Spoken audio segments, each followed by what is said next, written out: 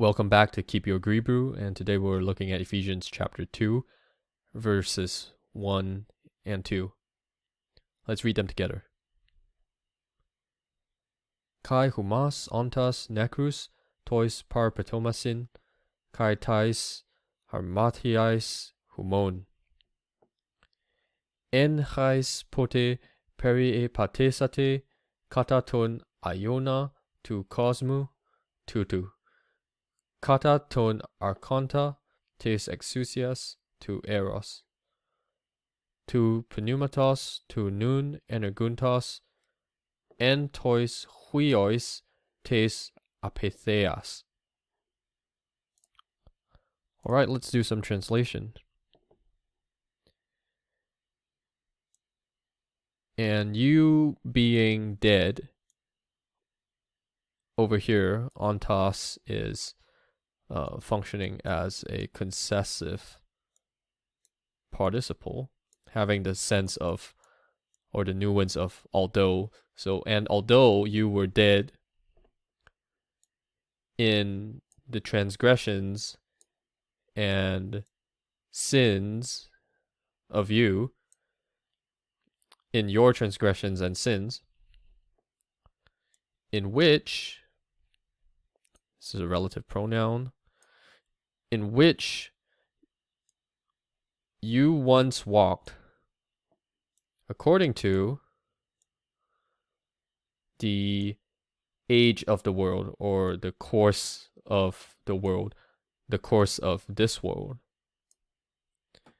according to the ruler over the domain of the air.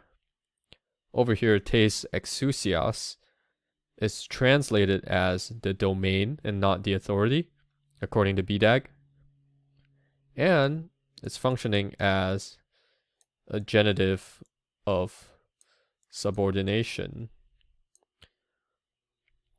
So the ruler is ruling over the domain of the air. Now, before we translate the final bit, I'd like us to think a bit about how tu pneumatos is functioning. And I'm going to give us three choices. Number one, is this functioning in simple apposition? Two, is this a genitive of apposition? Three, is this functioning as a genitive of subordination? Or, if you like, you can leave a comment if you think it's something else, other.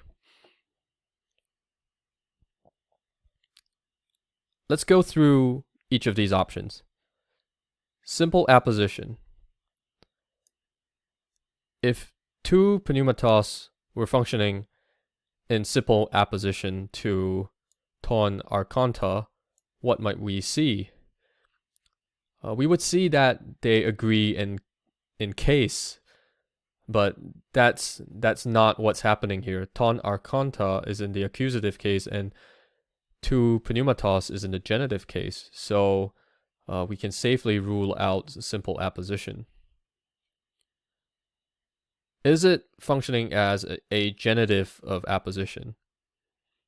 Since to pneumatos is in the genitive case, is it a genitive of apposition to ton archonta? This again is not the case, because genitives of apposition do not take two personal substantives. Archonta, ruler, and pneumatos, spirit, are both personal substantives. And as Dan Wallace puts it, that never happens with genitives of apposition. That leaves us with one more option, genitive of subordination, which I feel is the most likely option. Similar to tes exousias.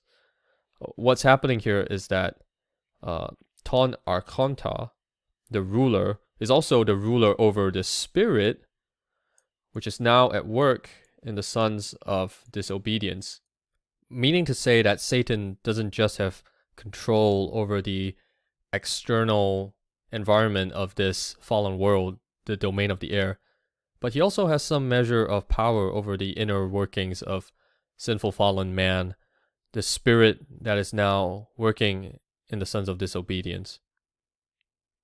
Most translations regard to pneumatos as functioning appositionally to ton archonta. So some examples would be the NIV, the ESV, the KJV. I know of two translations that seem to leave the door open for a relationship of subordination between to pneumatos and ton archonta.